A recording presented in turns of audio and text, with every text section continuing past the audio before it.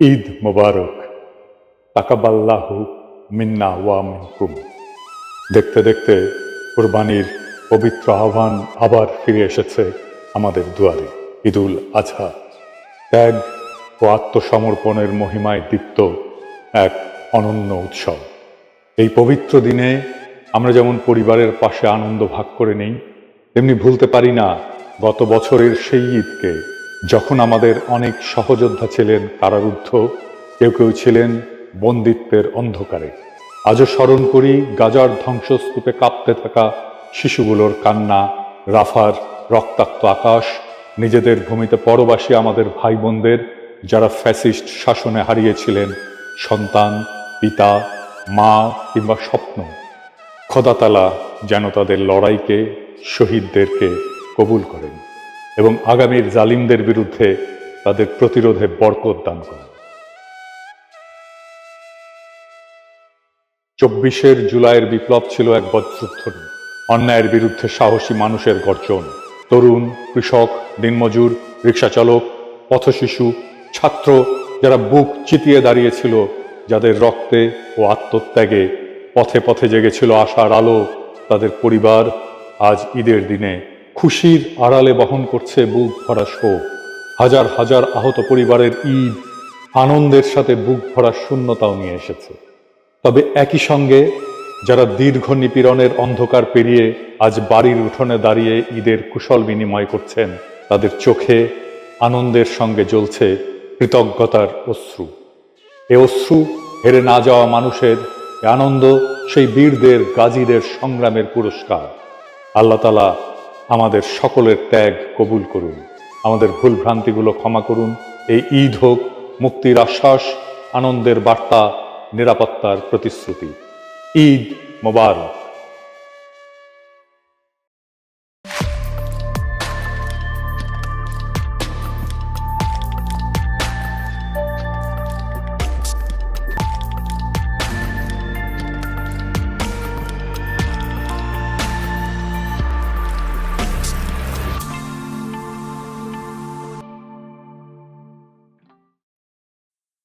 ২০২৬ সালের প্রথম ভাগে জাতীয় সংসদ নির্বাচন হবে মাশাআল্লাহ, আলহামদুলিল্লাহ। বিএনপি যথারীতি বলছে জাতি নাকি হতাশ হয়েছে। বিএনপি রাজনীতি বাদ দিয়া মারফতি লাইনে ধরিছে, পুরা জাতির অন্তরে ঢুকা তার মনোভাব যাই না ফেলিছে। মির্জা ভাই, আপনি কোন বিএনপি হতাশ হয়েছে, বা আপনার দলের মার্কা নিয়ে যারা ইলেকশন করবে সে সমস্ত সিট পার্টি তারা হতাশ হয়েছে, মাইনে নেব। আপনি তো অন্তর্জামী না, জাতির অন্তরের কথা কেমনে জানবেন? যাই হোক, আপনারা বুঝাইতে পারেন নাই জাতিকে যে কেন ডিসেম্বরে নির্বাচন দেওয়া দরকার, তাই আপনার চাওয়াটা জাতির চাওয়া হইয়া ওঠেনি। বেদ্যবি নিয়েন না, মুরব্বী মানুষ। হাসিনাকে কেন সরানো দরকার এটা ন্যারেটিভও আপনারা তৈরি করতে পারেন নাই, করেনও নাই। মেলা মানুষ মিলে তৈরি করছে, আপনারা সামে বৈশা থাকিছেন। তাই ন্যারেটিভ নির্মাণের যে তাগদ, যে হিম্মত, যে স্ট্র্যাটেজিক চিন্তা লাগে, সেটা আপনারা বুইলা বসে আছেন, বা আপনাদের কখনই ছিল না। যতগুলো পলিটিক্যাল পদক্ষেপ নিছেন হাসিনা পড়ার পরে সব ফেল করছে, আটারলি ফেল করছে। এইটা আপনাদের কর্মীদের মনোবল কেমন ভাঙিয়ে দিছে সেটা বুঝবেন যত দিন যাবে ততদিন। আপনি যেটা করতে চান সেটার পক্ষে এমন কনভিন্সিং যুক্তি হাজির করতে হয় যা উপেক্ষা করার ক্ষমতা কারো থাকে না। এটাই বয়ান বা ন্যারেটিভ তৈরির শক্তি। আপনারা যা দাবি করলেন এটা যে পাইলেন না, আপনাদের কর্মীদের কনফিডেন্স থাকবে ৫ই আগস্টের পরে যা যা অর্জন তার সাথে আপনারা আপনাদের দলকে কানেক্ট করাইতে পারেন নাই। ৩২ নম্বর জয় বাংলা কইরা দেওয়া, আওয়ামী লীগ নিষিদ্ধ করা, এই দুইটা মাইলস্টোন ইভেন্টে আপনাদের কোনো সংশ্লিষ্টতা নেই। আপনারা বিরোধিতা করছেন আওয়ামী লীগ নিষিদ্ধের, ট্রল করছেন সেই সময়। আপনারা প্রফেসর ইউনূসের কাছে রোড ম্যাপ চান নির্বাচনে, আপনাদের দলের রোড ম্যাপ আছে নাই। এই ১০ মাসে কি করেছেন? ভার্চুয়ালি কিছুই না। না না না, দুইটা বড় কাজ করেছেন। ইন্ডিয়ার সাথে আর ওয়াকারের সাথে সিস্টেম করেছেন, দখল চাঁদাবাদি করেছেন, গরুর হাট, সবজির বাজার থেকে শুরু করে টেলিভিশন কোম্পানি, পদ পদবি ইত্যাদি আর কত কিছু। আর মানুষের ঘৃণা কামাইছেন, কামাই ভালোই করেছেন। যারা একসময় বন্ধু ছিল তাদের শত্রু বানাইছেন।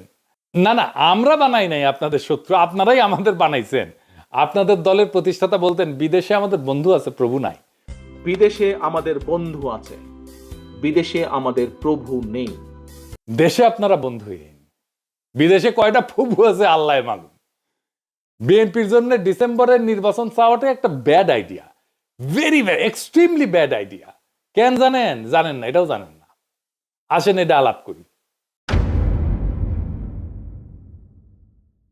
ডিসেম্বরে যতগুলো নির্বাচনে বিএনপি অংশ নিচ্ছে, গোহারা আসছে, গোহারা একটা না দুইটা নির্বাচনে অংশ নিচ্ছে। 2008 সালের 29শে ডিসেম্বর এই যে ফখরুদ্দিন মঈনুদ্দিনের নির্বাচনে বিএনপি গোহারা হারছে।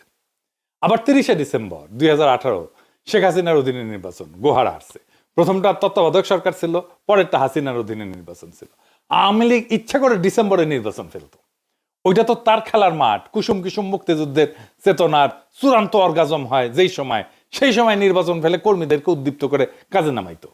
সে সিস্টেম করে ডিসেম্বরে সবসময় নির্বাচন যেন হয় ওই কাম করেছে। এটা আপনারা বুঝতে পারেন নাই। এই সালসা খাওয়াইছে বিএনপিরে ইন্ডিয়া আর ওয়াকার, তাই বিএনপি খাইছে ডিসেম্বরের নির্বাচন। নিজে কখনো চিন্তা করেনি আরে ডিসেম্বর কেন, কেন নভেম্বর বা জানুয়ারি না? নির্বাচনে তো প্রতিপক্ষ চুপচাপ বসে থাকে না, তাই না? সে কিছু করে, সে বারে বারে বলতে থাকবে ডিসেম্বরের নির্বাচনে যাবেন, বারে বারে বলতে থাকবে আরে দূর, বিএনপি ডিসেম্বরের নির্বাচনে জিতে না। হ্যাঁ, দেখেন কবে নির্বাচনে জিতেছে, দেখেন এই দুইটা নির্বাচনে হারিয়েছে গোয়ারা, এবার হারবি। আপনার ভারতে যে তো কুসংস্কার, আপনারা তো আবার বিজ্ঞান বিজ্ঞান করেন।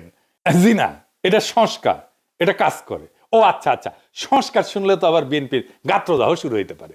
যাই হোক, আমি যদি বিএনপির কেউ হইতাম, আমি অবশ্য এখন কেউ না, হ্যাঁ বিএনপির যখন তাদের কেউ ছিল না তখন ছিলাম আমি, এখন তাদের সব হয়েছে, পর হয়েছি আমি, বুঝছাও? তো যাই হোক, অসুবিধা নাই। আমি বিএনপি হইলে কখন নির্বাচন চাইতাম, কখন চাওয়া উচিত ছিল বলেন তো? বুদ্ধি করে বলেন, মনে আসতেছে না? আচ্ছা শিখাই দিই। আমি নির্বাচন চাইতাম ফেব্রুয়ারিতে। কেন ফেব্রুয়ারিতে?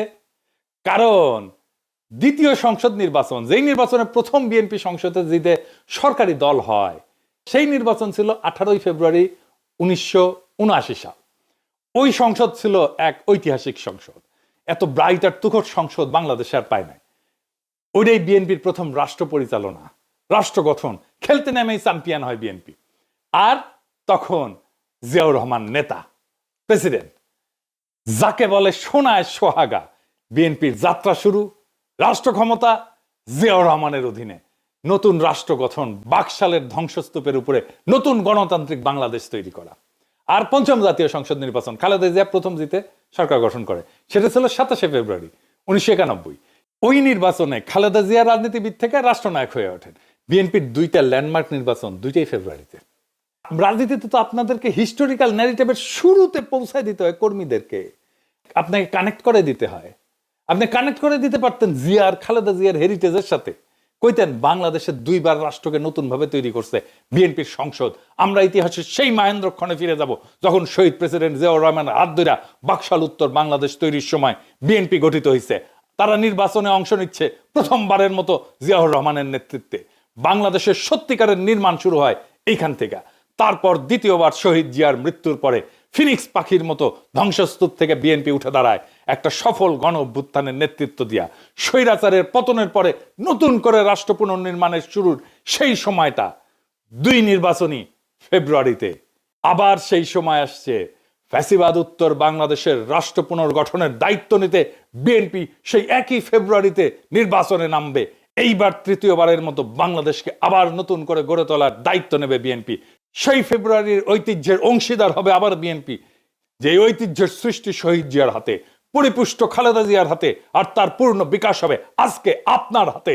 আপনারা সেই যোগ্য উত্তরাধিকার, যারা জিয়ার জ্বালায় যাওয়া মশাল হাতে জাতিকে আবার নতুন করে পথ দেখাবেন, আবার ফিরে আনবেন সেই ঐতিহাসিক মুহূর্তকে। আপনার কর্মীর রক্তে আগুন ধরে যাবে, ঝাঁপায় পড়বে আপনার কর্মীরা। এই কাজটাই আমরা করেছি, আমি তো করেছি। আপনারা তো বক্তৃতাও দিবার পারেন না, কর্মীদের জায়গায় তুলতে পারেন না, খালি কইতে পারেন প্রস্তাব করে ভাষায় দিব, 24 ঘন্টাও টিকতে পারবেন না, হ্যাঁ ফু দিলে উড়ে যাব, এই সমস্ত, এর বাইরে কিছু কইতে পারেন না। কর্মীরা আপনাদের বক্তৃতা শুনে না, কথাই শুনে না। আজকে আপনার কর্মীরা এসে কয়, এগুলো শিখাইছেন যে আমি মানুষের ইমোশন নিয়ে খেলা করি। রাজনীতি তো ইমোশনই, ইমোশন ছাড়া কেউ বন্দুকের সামনে বুক পাইতে দেয়? আবু সাইদ কিসের জন্য বুক পাইতে দিছিল? আপনি এমন স্বপ্ন দেখাবেন যে সে মনে করবে এই স্বপ্ন অর্জনের জন্য জীবন দিয়ে দেওয়া যায়। আপনার তার হৃদয়কে ছুঁইতে হবে, বুকের ভিতরে আগুন জ্বালাই দিতে হবে, তারপরে সে বলতে পারে বুকের ভিতর অনেক ঝড়, বুক পেতেছে, গুলি কর। ওইটা ইমোশন। ইমোশন ছাড়া রাজনীতি নাই, ইমোশন ছাড়া সৃষ্টি করা যায় না, ইমোশন ছাড়া বিপ্লব করা যায় না, ইমোশন ছাড়া অভ্যুত্থান করা যায় না, ইমোশন ছাড়া দেশকেও ভালোবাসা যায় না। যাই হোক, আমরা একটু বিশ্লেষণ করে দেখি কেন প্রফেসর ইউনূস এপ্রিলে নির্বাচনের কথা বললেন। প্রফেসর ইউনূস কেন বলছেন এটা উনার বিবেচনা, কিন্তু আমার যা মনে হয়েছে যে যুক্তিগুলো কাজ করছে, এক নম্বর হইতেছে বিচার এবং সংস্কার সম্পন্নের জন্য সময় প্রয়োজন। ফ্যাসিস্ট আওয়ামী সরকার যে রাষ্ট্রীয় সন্ত্রাস এবং সম্পদ লুণ্ঠন করছে, তার বিচার এবং চলমান কাঠামোগত সংস্কার সম্পন্ন করতে আরো সময় দরকার। তড়িঘড়ি করলে এই সমস্ত অসম্পূর্ণ থেকে যাবে, ফলে গ্রহণযোগ্য এবং অবাধ নির্বাচনের পরিবেশ তৈরি হবে না। 2 নাম্বার, সবার অংশগ্রহণ নিশ্চিত করা। সুষ্ঠু নিরপেক্ষ নির্বাচনের জন্য রাজনৈতিক দলগুলোর অংশগ্রহণ এবং ভোটারদের আস্থা ফেরাইতে আইন শৃঙ্খলা পরিস্থিতির উন্নতি, প্রশাসনিক প্রস্তুতি জরুরি। এখনো তো আপনারা সবাই বলেন যে হাসিনার ফেলায় যাওয়া প্রশাসন কাজ করতেছে, তাই না? প্রশাসনের গতি আসেনি তো সেরকম। সংলাপ এবং সমঝোতার মাধ্যমে অন্তর্ভুক্তিমূলক নির্বাচনের জন্য আরো সময় দরকার। অন্তর্ভুক্তি মানে সব দলের অংশ নেওয়া না, সব জনগণের অংশ নেওয়া। 3 নাম্বার, আন্তর্জাতিক স্বীকৃতি এবং পর্যবেক্ষণের সুযোগ। এপ্রিল 2026 পর্যন্ত সময় দিলে আন্তর্জাতিক পর্যবেক্ষক আনার প্রস্তুতির সময় এবং সুযোগ থাকবে, যা নির্বাচনকে আন্তর্জাতিকভাবে স্বীকৃতির এবং বৈধতা দিবে। 4 নাম্বার, নির্বাচন কমিশনের প্রস্তুতি।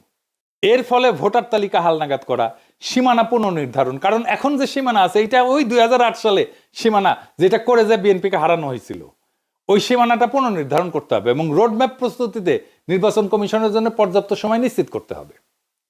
5 নাম্বার হচ্ছে 1.5 কোটি প্রবাসীর ভোট নেওয়াটা এখন একটা বড় চ্যালেঞ্জ। এই বিশাল জনগোষ্ঠী শুধু রেমিটেন্স দেওয়া যায় কিন্তু ভোট দিতে পারে না। ভোট যদি নিতে হয় তাহলে তার পর্যাপ্ত প্রস্তুতির জন্য সময় দরকার।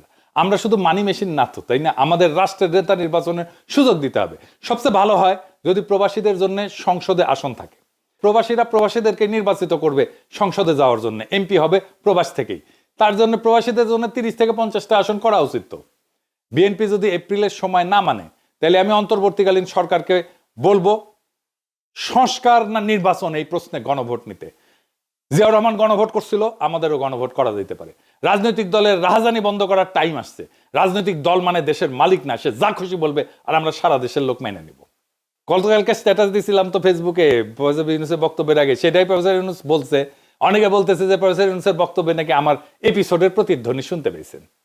প্রফেসর ইউনূসের বক্তব্যের মূল যে কথা, সে কথাটা হইতেছে আপনারা ওয়াদা আদায় করে নেবেন যে বাংলাদেশের স্বাধীনতা, সার্বভৌমত্ব, আঞ্চলিক অখণ্ডতা এবং জাতীয় মর্যাদার প্রশ্নে কখনো কোনো প্রকার আপোষ করবেন না এবং দেশের বাইরের কোনো শক্তির কাছে দেশের স্বার্থ বিকিয়ে দেবেন না। এটাই মূল কথা। এইবার আপনি শুনেন আমার কিছু এপিসোড, শুনেন এডিটর সাহেব, শোনান, তারিখ দিয়ে দিন।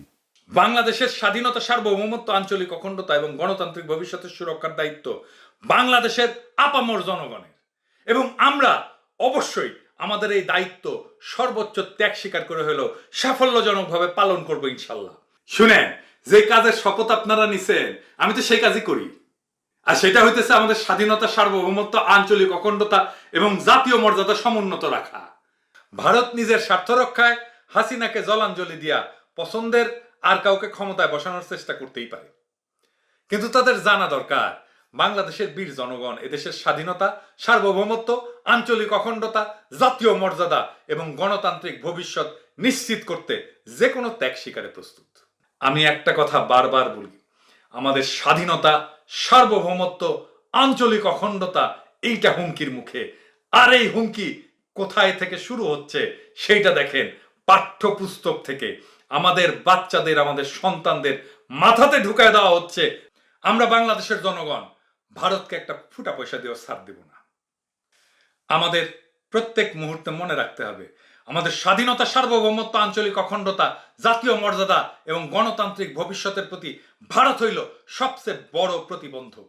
কিন্তু বাংলাদেশে চীনের স্ট্র্যাটেজির সাফল্য নির্ভর করবে এই প্রক্রিয়ার কেন্দ্রবিন্দুতে বাংলাদেশের জনগণের ঘনিষ্ঠ সম্পৃক্ততা এবং আমাদের স্বাধীনতা, সার্বভৌমত্ব, আঞ্চলিক অখণ্ডতা, জাতীয় মর্যাদা এবং গণতান্ত্রিক চেতনা বাস্তবায়নের উপরে। যারাই আমাদের সামগ্রিক স্বার্থকে সম্মান জানাইয়া আমাদের স্বাধীনতা, সার্বভৌমত্ব, আঞ্চলিক অখণ্ডতা, জাতীয় মর্যাদা এবং গণতান্ত্রিক চেতনা এবং আর্থসামাজিক প্রগতির প্রতি সত্যিকার সমর্থন এবং সহযোগিতার অঙ্গীকার করবে, আমরা তাদের দিকেই বন্ধুত্বের হাত বাড়ায় দেব। আমাদের প্রিয় মাতৃভূমির স্বাধীনতা, সার্বভৌমত্ব, আঞ্চলিক অখণ্ডতা, আমাদের জাতীয় মর্যাদা এবং আমাদের জনগণের গণতান্ত্রিক আকাঙ্ক্ষা নিশ্চিত না কইরা আমরা ঘরে ফিরবো না। এই পবিত্র ঈদের দিনে যখন দেশের মসজিদে মসজিদে, ঈদগাহে ঈদগাহে আমরা ঈদের নামাজ পড়তে দাঁড়াবো এবং মহান আল্লাহ তাআলার নিকট আমাদের রোজা কবুল করার আকুল মিনতি জানাবো, তখন আমরা যেন এটাও মনে রাখি যে আমরা একই সঙ্গে কাতার বন্দী হয়েছি আমাদের দেশের স্বাধীনতা, সার্বভৌমত্ব আর আঞ্চলিক অখণ্ডতা রক্ষার পবিত্র সংগ্রামের অকুতভয় সৈনিক হিসাবে। এইবার শোনেন প্রফেসর ইউনূস কি বলছে, এই কথাগুলোই বলছেন, শুনেন। আমি আগেও বলেছি, আজ আবারও বলছি, আমরা একটা যুদ্ধ অবস্থায় আছি।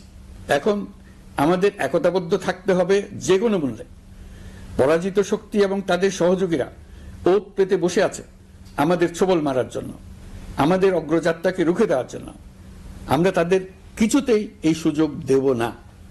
আসুন আমরা আমাদের সম্মিলিত প্রচেষ্টায় প্রিয় মাতৃভূমির স্বাধীনতা, সার্বভৌমত্ব, আঞ্চলিক অখণ্ডতা ও জাতীয় মর্যাদার বিরুদ্ধে যে কোনো আঘাত প্রতিহত করার উদ্দেশ্যে প্রতিরোধের ঐক্যবদ্ধ সুদৃঢ় প্রাচীর গড়ে তুলি। এইটাই আগামীর বাংলাদেশের রাজনীতির মূল বার্তা। স্বাধীনতা, সার্বভৌমত্ব, আঞ্চলিক অখণ্ডতা আর জাতীয় মর্যাদা, এই প্রশ্নে কোনো আপোষ নাই। এভাবেই রাজনীতি তৈরি হয়, এভাবেই জাতীয় ন্যারেটিভ নির্মিত হয়। এই কথা আমার না, প্রফেসর ইউনূসেরও না, এটা বাংলাদেশের সকল নাগরিকের আকাঙ্ক্ষা। আপনি জিজ্ঞেস করেন এটা আপনারও আকাঙ্ক্ষা কিনা। এই আকাঙ্ক্ষাটাই তুলে ধরা হয়েছে। আগামীর বাংলাদেশ তাকেই নেতা মানবে যারা এই আকাঙ্ক্ষাকে বাস্তব করবে, রক্ষা করবে। মুতে ভাষায় দেওয়া, ফুদিয়ে উড়ায় দেওয়া আর 24 ঘন্টা টিকতে না দেওয়ার রাজনীতির দিন শেষ। রাজনীতি মানে মাস্তানি না, রাজনীতি মানে হৃদয়ের দখল, রাজনীতি মানে মর্যাদা, রাজনীতি মানে আত্মসম্মান, রাজনীতি মানে শক্তি, কালেকটিভ ফোর্স। মির্জা ফখরুল বলছেন জাতি হতাশ। না মির্জা ভাই, জাতি না, হতাশ হইল আপনার কর্মীরা। কারণ আপনারা তাদের দেখাতে পারেননি এই লড়াইয়ের শেষ কোথায়, শুরুটা কোথায় থেকে। আপনারা ভাবছেন নির্বাচন মানে তারিখ। প্রফেসর ইউনূস বলছেন নির্বাচন মানে রাষ্ট্র পুনর্গঠনের পথ।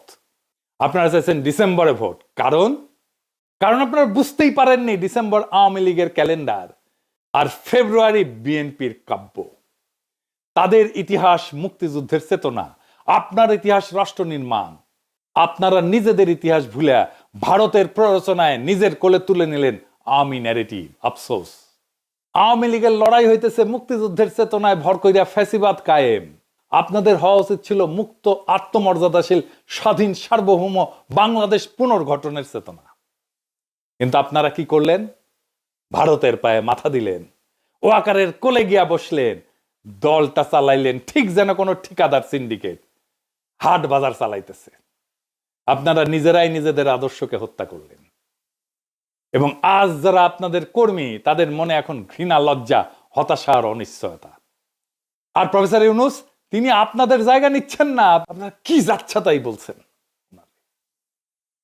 তিনি খালি বলছেন এই জাতি বিক্রি হতে পারে না। তিনি আমাদের মর্যাদা দিচ্ছেন। তার কণ্ঠে প্রতিধ্বনিত হচ্ছে কোটি মানুষের আকাঙ্ক্ষা। আর আমরা পুতুল শাসন চাই না, ভারতের পালিত গাধাদের নেতা বানাবো না। আমরা সেই নেতৃত্ব চাই যারা বাংলাদেশকে নিজের ঘরের মতো ভালোবাসবে, বাংলাদেশের জাতীয় মর্যাদা পুনরুদ্ধার করবে। এই ঈদে তাই আনন্দের চেয়ে বড় হয়ে উঠুক এক শপথ, আমরা নিজেদের রাষ্ট্র আবার নিজেদের হাতে তুলে নেব। আমরা সিদ্ধান্ত নেব কবে নির্বাচন হবে, কারা করবে, কিভাবে করবে। আর এই সিদ্ধান্ত হবে গণতন্ত্রের, দিল্লির না। এই সিদ্ধান্ত হবে জনগণের, ওয়াকারের না, চাটুকারদের না। এই ঈদে শুধু আমরা পশু কোরবানি দিব না, আমরা কোরবানি দিব ভয়ের, আত্মসমর্পণের, দুর্বলতার। এই ঈদে ঘোষণা হোক বাংলাদেশ কারো জমিদারি না, না রাজনৈতিক দলের, না দিল্লির, না ওয়াকারের। আমরা সাধারণ জনগণ সবাই এই দেশের মালিক। আমাদের কথায় দেশ চলবে। রাজনৈতিক দল আমাদের আকাঙ্ক্ষার বিরুদ্ধে গেলে গুল্লি মারি সেই দলকে। ঈদ মোবারক। ইনশাল্লাহ আগামীর বাংলাদেশ আমরা ফেরত আনবো রক্তে, ঘামে, স্বপ্নে। ইনকিলাব জিন্দাবাদ।